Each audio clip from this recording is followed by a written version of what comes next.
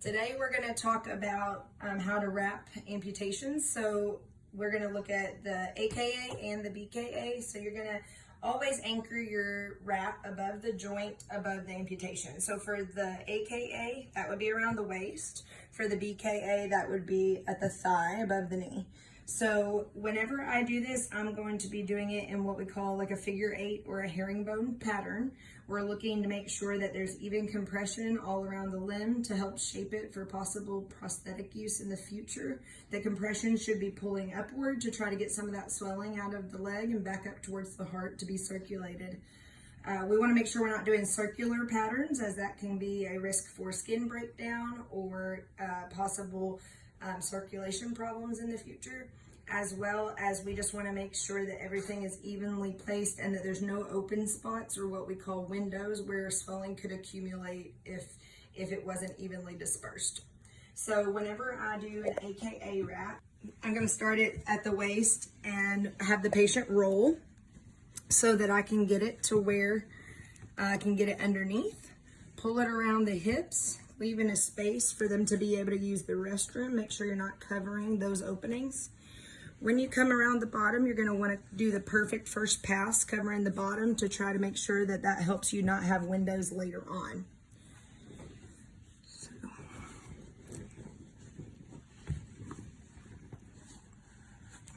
The patient can help you by pulling their legs a little bit further apart if you need them to.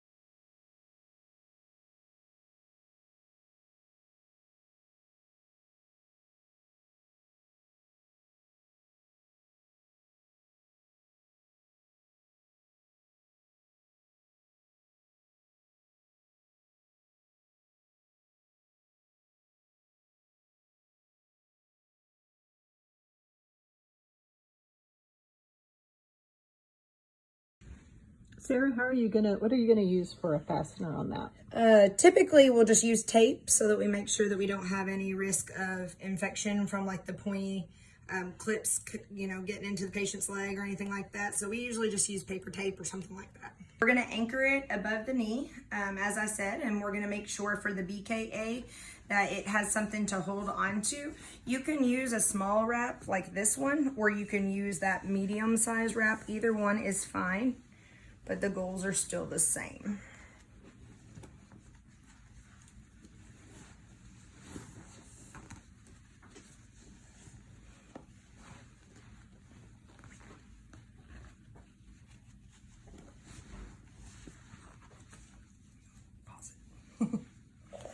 So you can pre-tear your tape so that it's easily accessible, and you just want to tape it across where it's not going to slide when you let go. And you don't want any of that tape on the skin if you can help it, but sometimes it's difficult. I usually start my next one right where I stopped the last one. So, it can be the same size or slightly different size wrapping. Doesn't matter.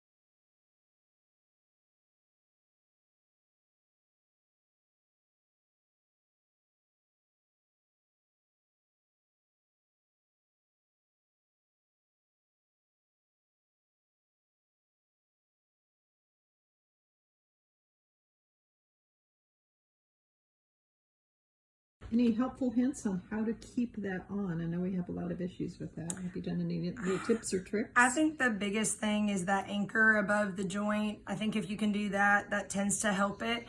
Make sure you've got it tight enough. If it's not, if it's not pretty snug, if they're not feeling a good compression when you're done, it's not going to last very long. Like I said, I would have liked to add a little bit more to come up on that last pass to kind of help keep it up. But making sure that last pass goes up, it can help pull that pressure, make sure it's not going to slip off. But for the most part, the best thing I've found is the anchor above the knee or above the hip. What happens if you don't wrap? If you don't wrap, you don't get shaping. So if you can get, kind of excessive swelling that gets out of control, you can get, pressure at that incision that could eventually open if it's too much. And the chances of being able to get it the right shape for use of a prosthetic in the future is very low if you don't manage it from the beginning. Okay, and when you're teaching the patient, do they have to do this forever?